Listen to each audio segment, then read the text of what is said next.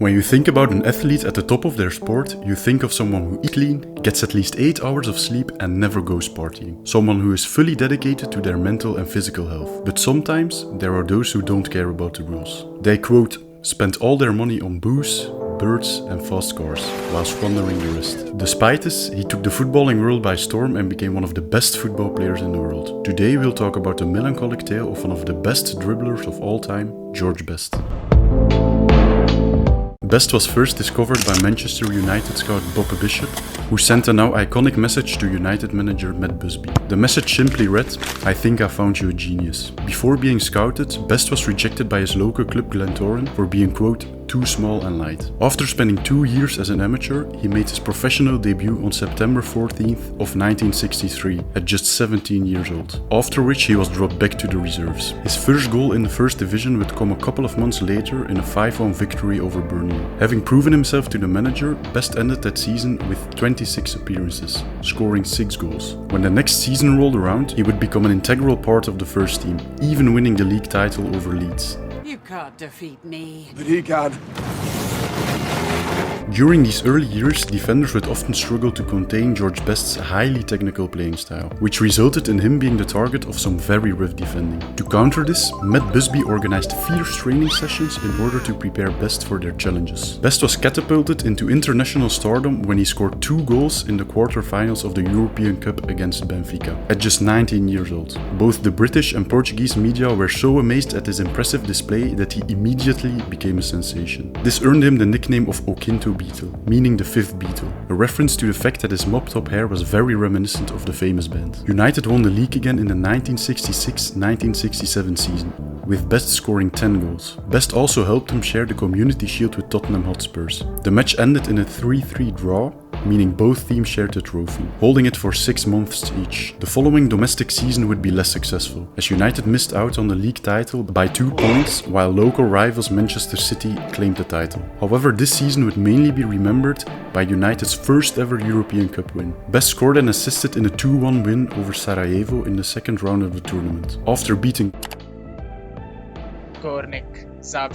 in the quarter-finals. United would face 6 times champions Real Madrid in the semi-finals. Best scored a 15-yard rocket as the only goal in the home fixture, which ultimately helped United progress to the finals with a 4-3 aggregate score. A few days after returning back home to England, Best would be the youngest ever recipient of the FWA Football Player of the Year award, as the First Division's joint top goalscorer with an impressive 28 goals. A couple of years after scoring his famous brace, Best faced Benfica yet again, this time in the final. The game's regular time would end in a 1-1 draw. However, just 2 minutes into extra time, Best made a beautiful run and dribbled past the keeper to make it 2-1. The game ultimately ended in a 4-1 victory after legends Bobby Charlton and Brian Kidd scored as well. This European Cup win was truly special, not only because United was the first English team to ever win the trophy, but also because this marked the 10-year anniversary of the Munich air disaster, which wiped out most of United's team. It's truly amazing that they found a way to rebuild the club and become the best team in the world in just 10 years. Following all these amazing performances, Best was awarded the 1968 Ballon d'Or at just 22 years old, finishing just above his teammate Bobby Charlton. To this day, he's still the only player from Northern Ireland to have ever won the award. He was truly a one-of-a-kind player. After leaving United in 1974,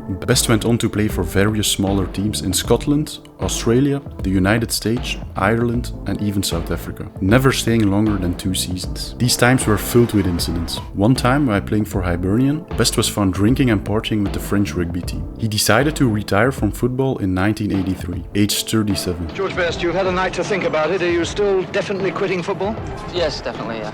I made a decision and that's it. He ended up scoring a total of 260 goals while winning 2 First Division titles and the European Cup. On top of that, he won the FWA Football Player of the Year and the Ballon d'Or, and is regarded by many to be one of the best players of all time. Together with one of the Munich survivors, Bobby Charlton and Dennis Law, Best formed the Holy Trinity, a name given to them after all they achieved with Manchester United. They helped United to that famous European Cup win, as well as 2 league titles. They scored a combined 665 goals in 1,633 matches. All 3 of them won the Ballon d'Or. As I just mentioned, Best wasn't afraid to have a few drinks too many. He struggled with alcoholism for most of his adult life. This led to numerous controversies. controversies. There are too many to mention, but missing multiple training sessions and even games are just a few of them. In the year 2000, Best was diagnosed with severe liver damage. Doctors said his liver was operating at only about 20% of its normal capacity. Roughly 2 years later, he would get a controversial liver transplant in order to save his life. Unfortunately, Best didn't stop drinking,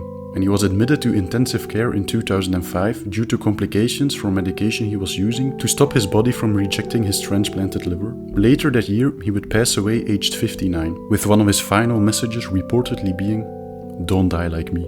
Despite all the controversies surrounding his life off the pitch, he's still regarded by many to be one of the best dribblers, if not one of the best players of all time. All-time greats like Pele, Maradona and Cruyff all held him in high regards. His career might have ended on a bad note, but he will always be remembered for his charismatic personality and amazing football skills. I will end this video with a quote that perfectly symbolizes his life. "If I had to choose between dribbling past 5 players and scoring from 40 yards at Anfield, or shagging Miss World, it'd be a hard choice. Thankfully, I've done both."